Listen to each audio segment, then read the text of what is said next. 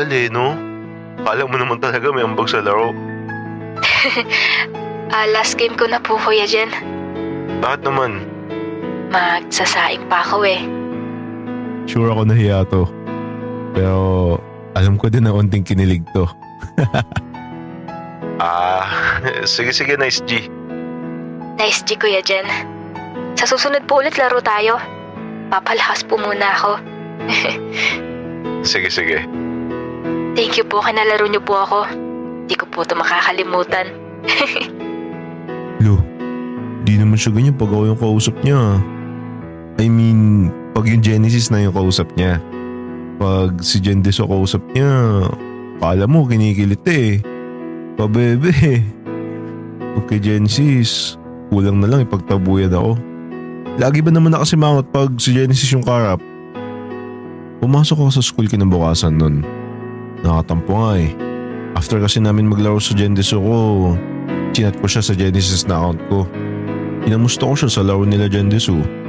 Sinin ba naman ako? Ayos to ha. Walang utang na loob. Ako yung dahilan kung bakit niya nakalaro si Gendesu tapos deadmine lang ako. Iboy na mukha eh, no? Ako nga din pala yun. Uy, bakit sinin mo lang ako kahapon? Ha? Sinin ba kita? Di naman ah. Kahit i-check mo pa. Di ko lang napansin kasi nagsasaing ako. Sus, Jason. Baliw. Totoo naman kasi. Musta pala laro nyo kagabi? Matek, nagpabuhat ka na naman. Di ah. Galing ko nga mag-Angela eh. Sus, huwag ako Ira. Alam ko na galawan mo. Di ka makapatay ng 5 eh. Hoy, kapal mo. Porket mas mataas lang rank mo sa akin. Di kasi ako naglalaro masyado ng ML. Bakit? Ano pa ba nilalaro mo? COD.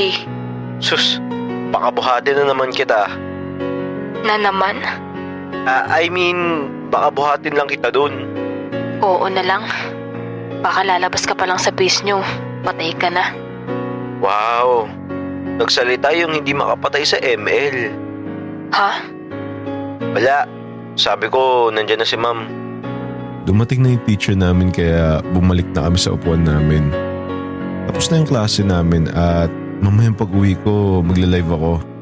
Kasi yun yung sinabi ko sa kanya kahapon. Baka kasi mag-abang siya sa live ko. Sabi niya nga daw, siya yung number 1 fan ko eh. Sige, sabi mo eh.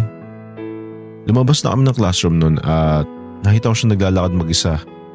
Kaya sinabayan ko siya. Nasaan mga katropa mo? Wala kang kasabay? Ay, di ba obvious? Sungit talaga pag ako yung kausap eh, no? Kaya pag si Gendeso na yung kausap, ang bilis mag-switch ng mood. Pabebe eh, no? Sungit mo eh, no? Ganyan ka ba makipag-usap sa idol mo? Malamang, hindi. Bakit ang sungit mo sa akin? Ha? Ikaw ba si Gendeso? Ouch, grabe ka naman. Ayaw pa naman ni Gendeso sa masungit.